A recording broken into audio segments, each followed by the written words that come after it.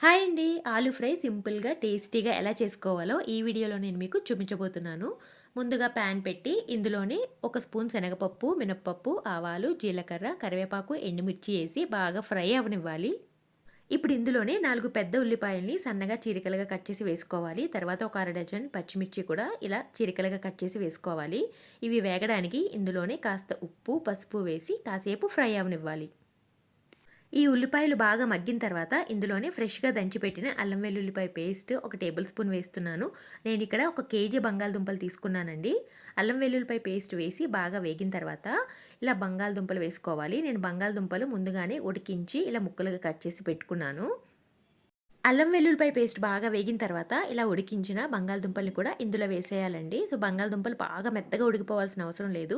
నేనైతే కుక్కర్‌లో పెట్టి 3 విజిల్స్ రానిచ్చాను. ఇలా బంగాళదుంపలు కూడా వేసి ఒక 10 నిమిషాలు మగ్గిన తర్వాత ఇందులోని తగినంత కారం వేసుకోవాలి. మీరు కారం ఇంట్లో ఎవరైనా పిల్లలుంటే గనక వారికి తగ్గట్టుగా చూసి వేసుకోండి. కారం వేసి ఒకసారి బాగా కలిపిన తర్వాత ఒక 10 నిమిషాలు మూత పెట్టి మగ్గనివ్వండి.